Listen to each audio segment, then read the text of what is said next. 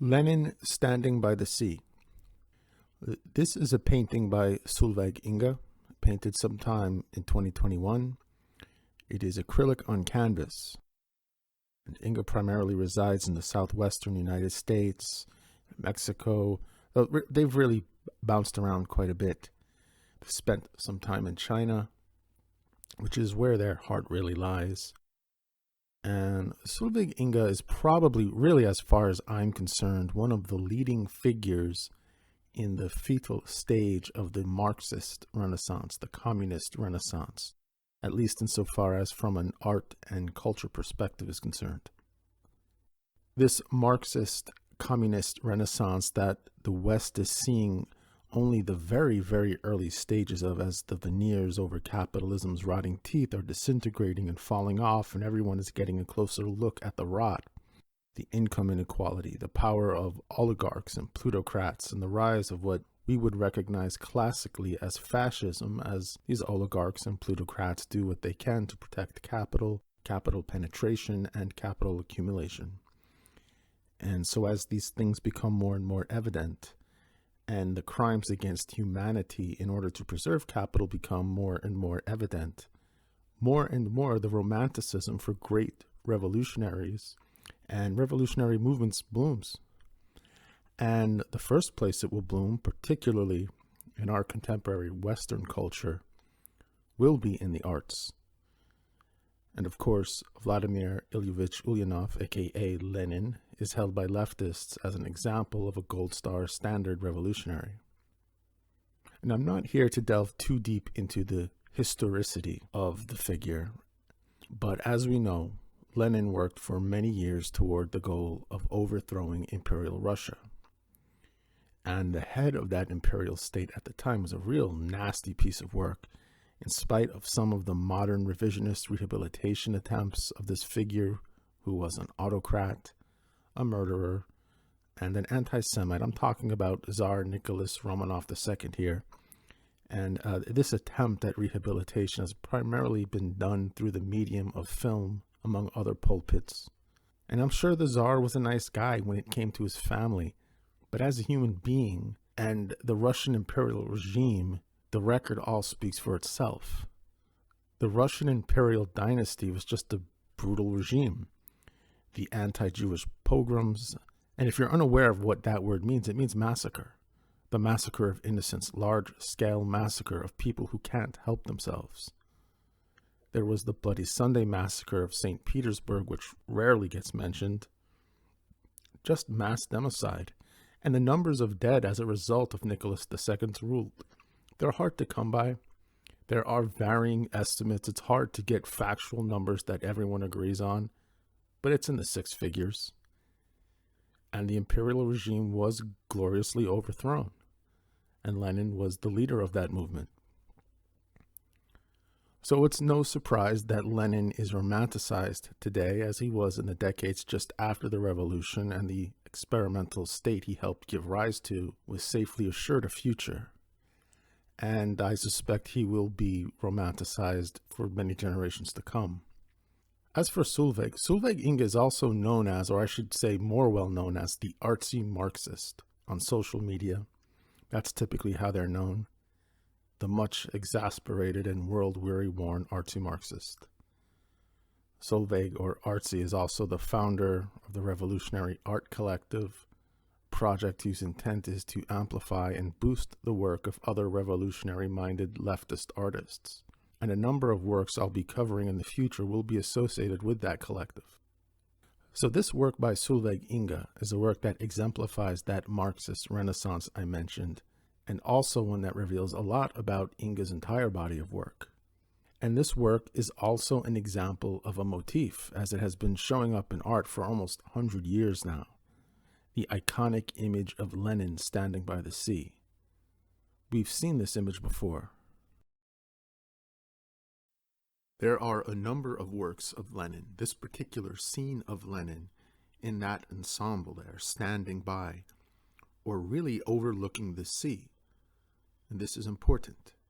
From an archetypal perspective, this is important, the sea element. So Lenin and this marriage to the sea in the eyes of artists in this motif would be the keynote of this particular exegesis, and why of all Solveig Inga's work, that is the work I chose. And they almost all feature these exact same elements. Lenin standing by the sea with an overcoat and with a cap on. Most of the artists who've painted this scene I'm unfamiliar with, but there are two I'm at least acquainted with. There's a work by R3volutionary, a Soviet symbolist painter who also dabbled in what the art historians would call socialist realism. And he painted a work titled Lenin in Razliv in 1934, where we see Lenin overlooking the sea. And Razliv is a little neighborhood just north of central St. Petersburg, and that's somewhat significant. I'll get into that in a little bit. This is a powerful work. Rylov is one of the great Soviet-era artists. And in Rylov's painting, though, there is no cap on Lenin's head. Somewhere along the line, the Greek fisherman's cap was added to the motif. And I'm not even for certain, there may have been others before Rylov's work, but Rylov, he may have been the first one, the first to marry Lenin and the sea in the collective imagination of revolutionaries and revolution-inspired artists. But if he wasn't the first, he was certainly one of the first. There's also a painting by Boris Vladimirsky titled Lenin in Red Dawn, which depicts this scene. It arguably depicts this scene. I guess it could be argued that that's not the sea in the background there. I think it is, but it's neither here nor there. The way I interpret it, that is the sea. And this is another really powerful painting. And in this image, the hat is there to go with the overcoat. I like the hat. And Boris and Arkady, they must have inspired each other, one by the other. I'm just not sure when Boris's work was done. His might actually have come first. I can't come by a date on Boris's work. And one thing about these two paintings in particular, and why I refer to them as powerful works, is in both of these images, Lenin is being associated with the sun, the red sun rising over the waters. I mean, you can see it in Arkady's painting, where you kind of have the orange, the bright orange right behind Lenin's head, sort of associating him with the sun there. It might be why he doesn't have the cap on. And then in Vladimirsky's painting, it's just the Red Dawn. The title is Red Dawn, and what do we see? We see Lenin in a red dawn. It's not difficult to connect the dots. It should also be noted that there are other paintings that depict Lenin by the sea in entirely different situations, in an entirely different context. Here is one.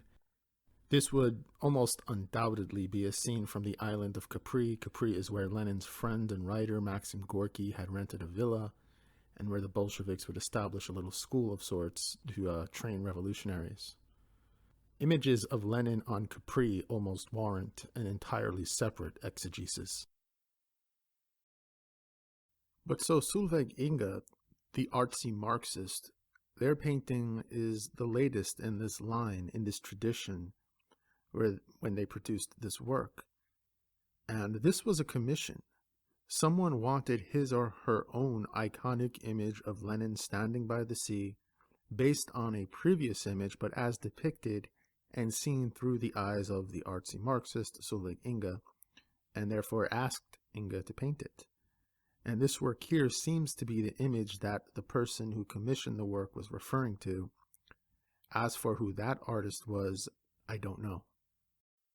And apparently, as I've been informed, the person who commissioned this work never actually followed through. And so this is still in Inga's collection, so I don't know when it is you might be watching this, but if you're interested in the original, reach out. They might still want to sell it. Regardless of any of that, though, this image now exists as an archetypal cultural memory.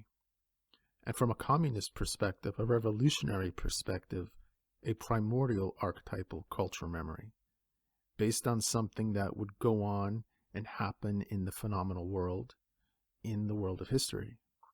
My background is in anthropology and my training was in archaeology. Soviet history is not something I hold any degrees in, but my guess is this image is commemorating Lenin's return to Russia in April of 1917 after having been in exile, returning to Russia through Finland by way of Sweden after the February Revolution. He's now returned to St. Petersburg, or Petrograd as it was known, as given in that title earlier, Lenin in Rasliv. This would mean that the sea being overlooked in pretty much all of these works would either be the Baltic Sea, or there's also a lake or inlet just to the east of Rasliv, Lake Latka, a large inlet actually, which is fed by the Baltic Sea. That could be the body of water being overlooked here. But these facts are really here nor there. Facts are important when it comes to Apollonian studies. We're essentially dealing here at this point with a symbol. This is a Dionysian study.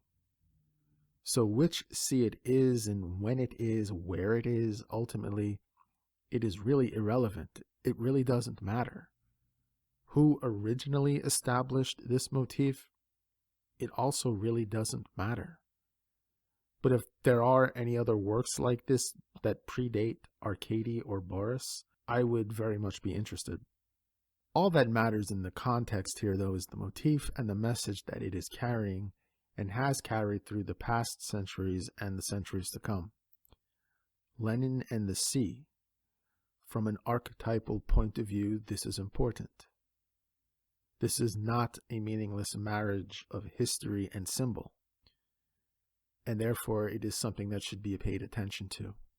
The sea itself is an extremely, extremely potent, extremely primordial symbol. And archetypally speaking, artistically speaking, poetically speaking, speaking from the Dionysian point of view, the sea is one of the more powerful symbols known to every human culture that's ever existed on the face of the earth. It is an eternal symbol. When you hear something mentioned like the human unconscious, or the collective unconscious, or there are even more generalized terms like possibility or potentiality. I mean, one could do this all day, but these are all abstractions, old abstractions. And so how do you make an abstraction tangible to waking ego consciousness? With symbol. And with abstractions like those that I've just mentioned, the sea is the most powerful symbol. It's not the only one. From a poetic or artistic standpoint, one could use the forest, or the desert can also be used when something like the human unconscious or the collective unconscious is concerned. But it doesn't seem to work quite as well as the sea. The sea and the waters are just a better symbol.